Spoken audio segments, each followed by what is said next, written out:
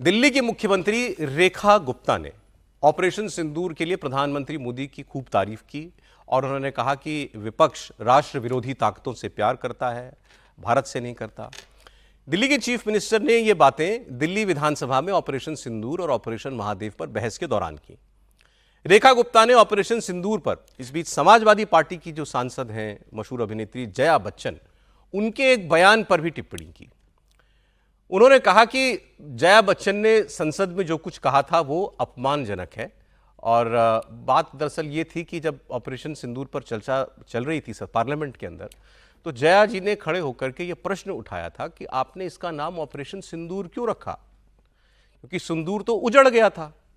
जिन महिलाओं के पति वहां मारे गए आतंकवादियों के हमले में, उनका तो मांग का सिंदूर उजड़ गया था, तो इसका नाम ऑपरेशन सिंदूर जमता नहीं, ठीक नहीं है, ये सवाल उन्होंने उठाया था।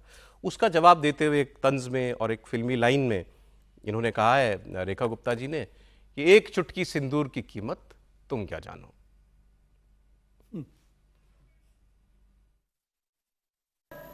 जया बच्चन जी वरिष्ठ सांसद हैं, बात करती हैं कि काल्पनिक लगती है ये सारी घटना। मैं उन्हें बताना चाहती हूं आज इस सदन के माध्यम से, अभिनय की कला अलग है और संसद की गरिमा अलग है। उनके द्वारा कहे हुए ये शब्द सीधा सीधा सेनाओं का अपमान है जब वो कहती हैं कि एक पूरा का पूरा दृश्य काल्पनिक लगता है। मैं कहना चाहती हूं कि वो सैनिक जो अपनी जान हथेली पे लेकर के सरहदों पे लड़ते हैं, वो उन्हें काल्पनिक लगता है। वो कहती हैं इसका नाम सिंदूर क्यों रखा गया। मैं उनको उनकी ही फिल्मी भाषा में बताना चाहती हूँ कि एक चुटकी सिंदूर की औकात आप क्या जाने जया मैडम, आपको नहीं मालूम कि इसकी वैल्यू क्या है, इसका आधार क्या है, इसका सम्मान क्या है। आप तो फिल्मी हस्ती हैं, फिल्मों के अंदर की दुनिया जानती हैं, उसके बाहर आपको कुछ नहीं पता, क्योंकि तुम्हारी राजनीति तो केवल आरोपों से चलती है और मोदी जी की साख जनता के भरोसे पे। सर, मुझे बोलते हुए अजीब सा लगता है, क्योंकि जो कुछ भी हुआ, मुझे it looks like fiction to me. You can read it in books, you see it on the screen, कि इस तरह से लोग आए, इतने लोगों को मार दिया, कुछ हुआ नहीं।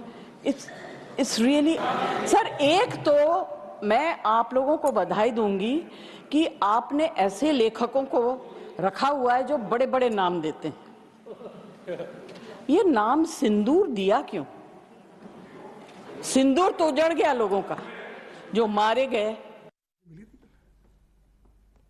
ये अब जया जी की ये रेखा गुप्ता जी का बयान जो है पहुंचेगा जरूर जया बच्चन के पास, और ये यकीन रखिए कि वो चुप नहीं बैठेंगी, इसमें कोई शक नहीं।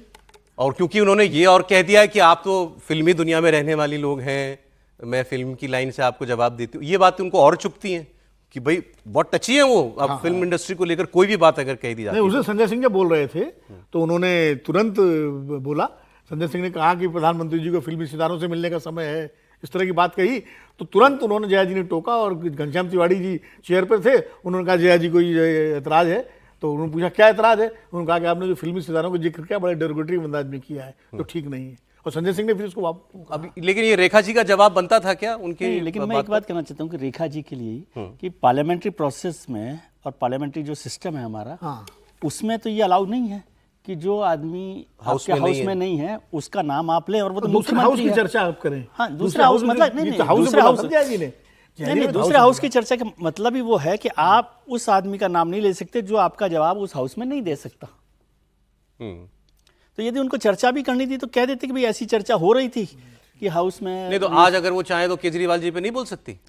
केजरीवाल जी पर तो बोल सकती है, केजरीवाल जी के लिए तो वहां पर बैठे हुए लोग। केजरीवाल जी भी आज हाउस के मेंबर नहीं है, इसलिए नाम लेकर नहीं बोल सकती। अच्छा। नॉर्मली ये पार्लियामेंट्री प्रैक्टिस में है कि नाम लेकर नहीं बोला। अच्छा, ये तो चलिए एक टेक्निकलिटी हो गई। मैं वैसे पूछ रहा हूँ, जो जया जी का स्टेटमेंट था उस पर आपको लगता है कि इनका जो जवाब आना चाहिए वो अच्छा जवाब है, पॉलिटिकल जवाब है, ठीक है, वो सटीक जवाब है, उसमें कोई मुझे नहीं लगता कि कोई परेशानी है, और वो ठीक से जवाब उन्होंने उनको दिया है जया जी को। तंज भी है, तंज ही है वो, और कुछ ऐसा नहीं है, तो उसमें कोई परेशानी नहीं। लेकिन मैं तो हैरान हूँ, अभी तो ये सरकार पार्लियामेंट में भी डिस्कस नहीं करना चाहती थी ऑपरेशन सिंदूर, विधानसभा में भी कर रहे हैं आप। ठीक है, विधानसभा जिनकी है वो चर्चा वहाँ कर रहे हैं। लेकिन आपने अच्छा शुरुआत में इस पर मैं आऊँगा समीर जी के पास, लेकिन आपने शुरुआत में देखा एक टिप्पणी जो प्रियंका गांधी वाड्रा ने की थी आज सुबह कि हाउस नहीं चल रहा, ये तो बड़ी दुर्बल सरकार है। दुर्बलता का ये निशान। दुर्बलता की निशानी है कि आप सदन ही नहीं चला पा रहे हैं, तो और काम आप क्या करेंगे। फिर उन्होंने ये कहा कि भाई ऑपरेशन सिंदूर पर हम मांग रहे थे, आपने पहले अलाउ नहीं किया डिस्कशन, फिर आप मान गए तो डिस्कशन हो गया, बात खत्म हो गई। ऐसे ही हम अब ये SIR पर डिस्कशन मांग रहे हैं, आप उसके लिए भी नहीं तैयार हो रहे हैं। क्या दिक्कत है अगर डिस्कशन करा दें तो?